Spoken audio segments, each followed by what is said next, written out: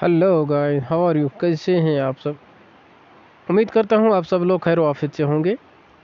Guys, जैसा कि आपको मालूम है कि हम इग्नू के MH03 जो सेकंड ईयर का कंपलसरी सब्जेक्ट है उसको कंप्लीट करने की कोशिश करते हैं आपकी अपनी पसंदीदा YouTube channel educate with Malik, और मैं हूँ मलिक ज़ुबैर।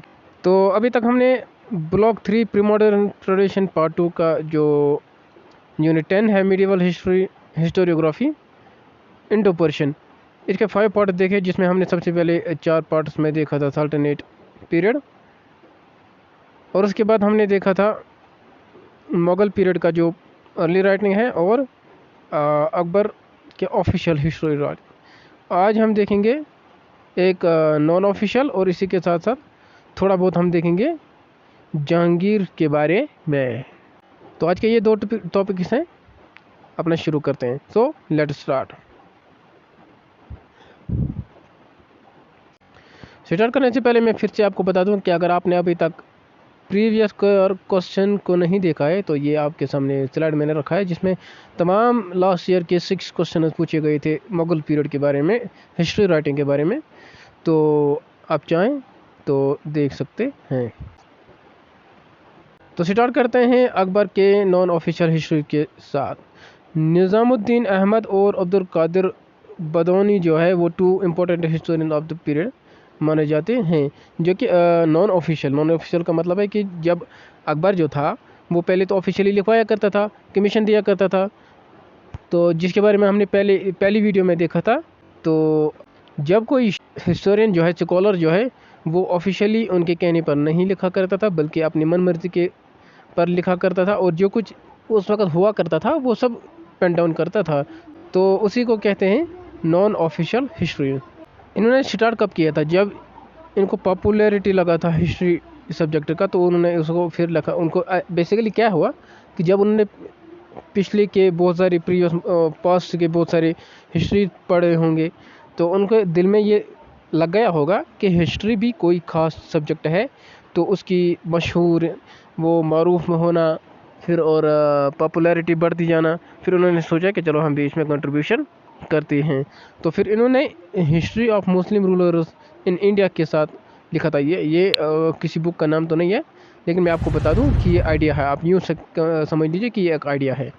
मुस्लिम रूल जो इंडिया में हुआ था उसके बारे में उन्होंने हिस्ट्री लिखना शुरू किया था, और अदर अचीवमेंट जो है अदर फील्ड्स में भी वो उन्होंने उसके बारे में भी लिखा था, और उनकी जो वर्क जो है वो सेवरल वॉल्यूम्स पर चला करती थी। तो सबसे पहले हम देखेंगे निज़ामुद्दीन अहमद के बारे में। निज़ामुद्दीन अहमद जो था वो ख्वाजा मुकीम हरवाई जो था उसका बेटा था। ये जो ख्वाजा हरीम हरवाई जो था, ये बाबर और हुमायूं का एक नोबल था। तो ये जो निज़ामुद्दीन जो है, इसने एक एक्सपीरियंस हासिल की थी जब उन्होंने गवर्नमेंट में सर्विस दी थी, मतलब कि अकबर के पीरियड में सर्विस दी थी, और इम्पोर्टेंट पोजीशन पर उन्होंने फाइज रहे थे, जैसे कि कोर्ट्स में भी वो रहे थे, प्रोविंसेस में भी उन्होंने पोस्ट पर अपॉइंटेड रहे थे।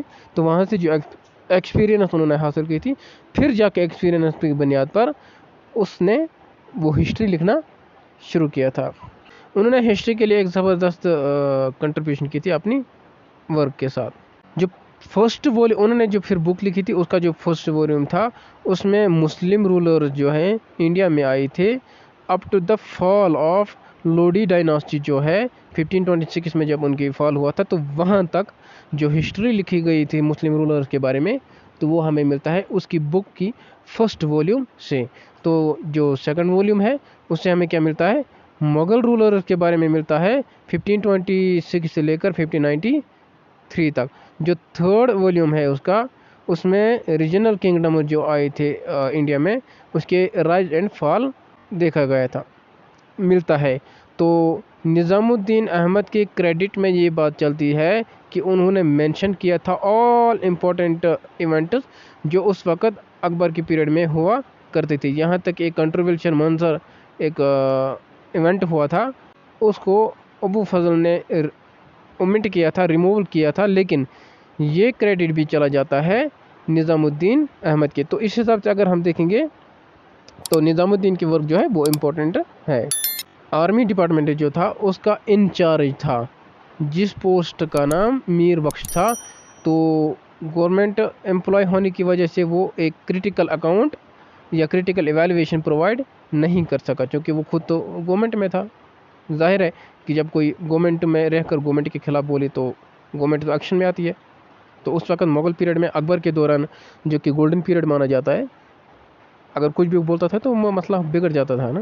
लेकिन इसके बावजूद भी वो गैप को फिल अप करता है कि जिसे अबुल फजल ने छोड़ दिया था, मतलब जिन एरियाज़ में उन्होंने कंट्रीब्यूशन नहीं किया था अबुल फजल ने, तो उन गैप्स को फिलअप किसने किया था? निज़ामुद्दीन ने।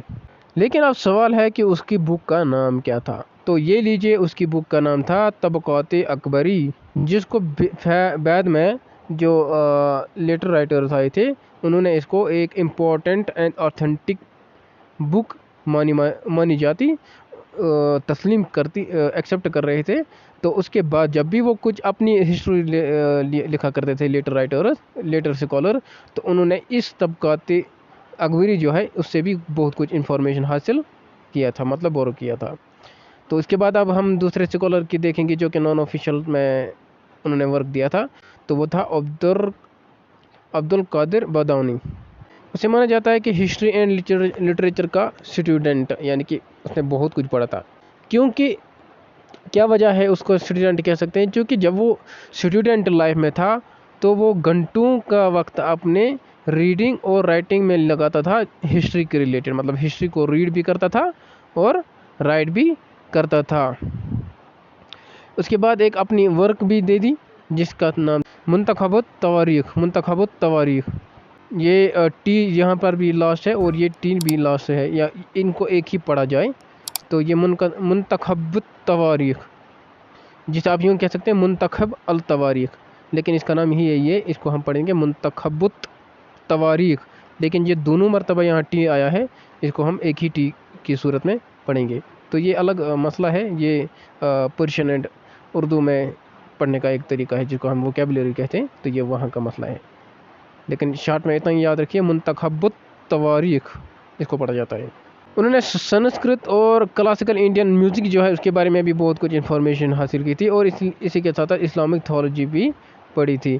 तो अकबर ने उसको अपने एक एम्प्लॉयमेंट दे दी थी कि वो ट्रांसलेट करे महाभारत, जो है जो इंडिया की एक इम्पोर्टेंट बुक है, अगर हम देखेंगे हिंदू रिलीजन के हिसाब से भी, वो तो संस्कृत में लिखी हुई थी।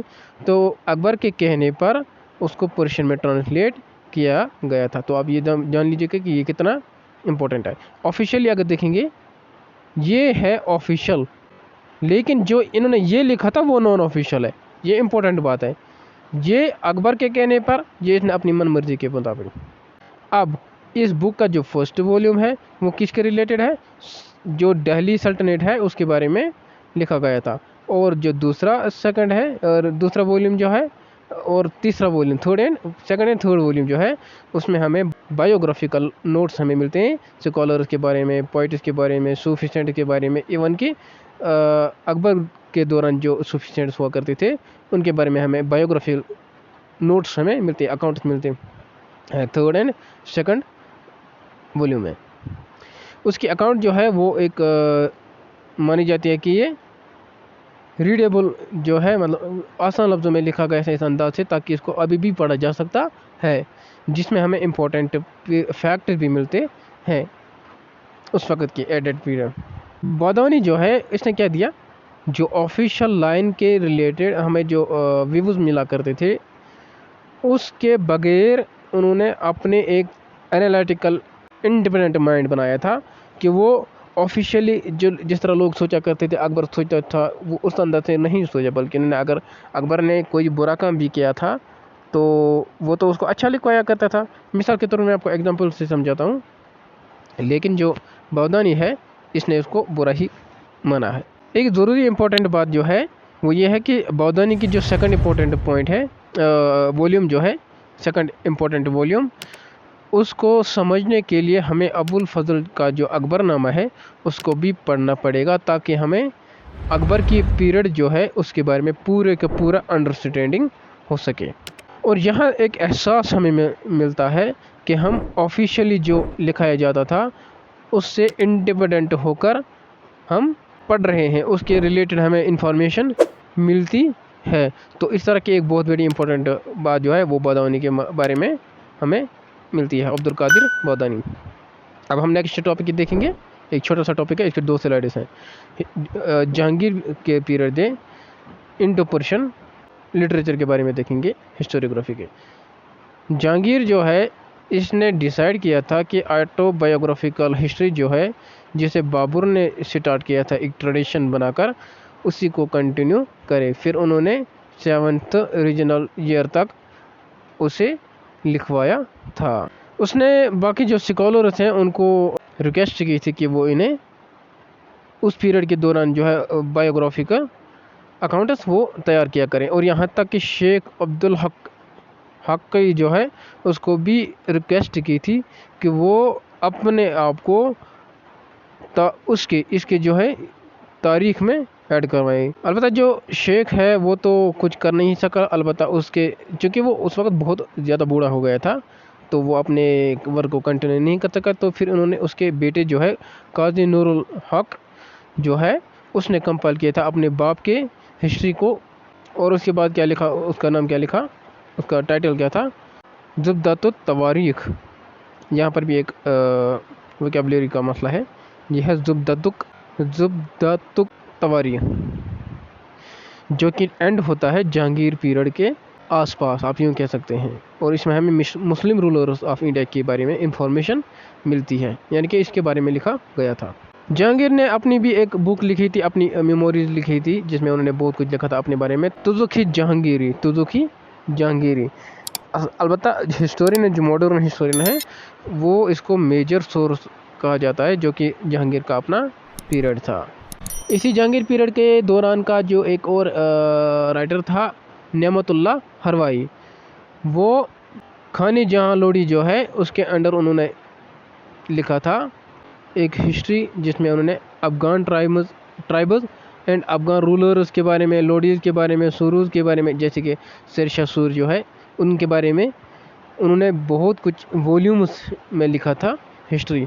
लेकिन यहाँ तक कि जो जहांगीर का जो 10 ईयर्स पीरियड था उसके बारे में भी हमें मिलता है। तारीखी खानी जहानी, मैं आपको दोबारा बताता हूँ असल में ये कौन था, दोबारा समझाता हूँ क्योंकि मुझे पता है यहाँ थोड़ा कन्फ्यूजन हो गया है। नेमतुल्लाह हरवाई एक राइटर था जो कि खानी जहां लोडी का पैट्रोनेज में रहता था, यानी कि उसके कहने पर, आप यूँ कह सकते हैं कि खानी जहां लोडी जो है उसके कहने पर नेमतुल्लाह हरवाई ने एक बुक लिखी है जिसका नाम था तारीखी खानी जहानी। अब सवाल है, नेमतुल्लाह ने लिखा खानी जहानी लोडी के बारे में, खानी जहां लोडी कौन है? वो था जहांगीर का एक नोबल, ठीक है। उसने जब तारीखी खानी जहानी लिखा तो उसमें क्या क्या हमें मिलता है, अफ़गान ट्राइबल के बारे में, अफ़गान रूलर्स के बारे में, लोडीज़ के बारे में, सूरीज़ के बारे में, जो अफ़गान यहाँ पर इंडिया में रूल कर रहे थे, जैसे कि आदिल शूर, इस्लाम शूर और शेर शाह शूर, तो उनके बारे में हमें मिलती है। और यहाँ तक कि जहांगीर का जो 10 ईयर पीरियड है उसके बारे में भी हमें इनसे इंफॉर्मेशन मिलती है। अलबत्ता ये जो जहांगीर जो है इसने अपनी बुक जो है किसको डेडिकेट किया था, एक अपने ट्रस्टेड ऑफिसर, मतलब उस पर भरोसा ज़्यादा था, उस पर यकीन था कि अच्छा है, मुतम्मद खान, उसको प्रेजेंट किया था, उसको डेडिकेट किया था। अब इस तुज़ुकी जहांगीरी जो है उसमें क्या मिलता है हमें, उसमें मिलता है प्रिंसिपल इवेंट्स के बारे में, जैसे कि रिबेलियन जो है उसके साथ कैसे डील करना था, जो ऑफिसर्स हुआ करते थे उनके साथ कैसे वो डील करेंगे, प्रमोशन कैसे देंगे, पनिशमेंट कैसे देंगे, जो फॉरेन इंडिया और उसके फॉरेन जो डिप्लोमेटिक रिलेशन है उसको हम कैसे कंट्रोल करेंगे उसको, मतलब वो सारी चीज़ें जो है उसमें डिस्क्राइब की थी।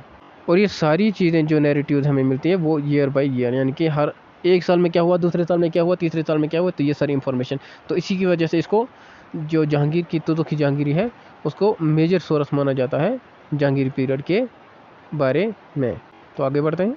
और यहाँ तक कि मुग़ल पीरियड का जो कल्चर था एट अ टाइम, जो मुग़ल के लर्निंग थे, इंटरेस्ट थे नेचर के बारे में, वो सारी फर्दर चीज़ें, मतलब टोटल जो कुछ भी हमें चाहिए था उसके बारे में, वो किसी हद तक ऑलमोस्ट 60-70% हमें वहाँ से मिलता है। तो गाइस उम्मीद है कि यहाँ तक हमारा वीडियो आज का जो है वो आपको पसंद आया होगा। अगली वीडियो में हम देखेंगे हिस्ट्री ड्यूरिंग जहांगीर रीन। इसमें हम क्या देखेंगे, जहांगीर के बारे में, शाहजहाँ के बारे में, सॉरी ये शाहजहाँ है, इसके बारे में देखेंगे। और इसके बाद क्या देखेंगे, औरंगज़ेब जो है उसके बारे में भी हम देखेंगे, हिस्टोरियोग्राफी लिटरेचर। सो फिलहाल इतना ही। Thanks for watching, subscribe our YouTube channel अगर आप पहली मरतबा हमारे यूट्यूब चैनल पर आए हैं।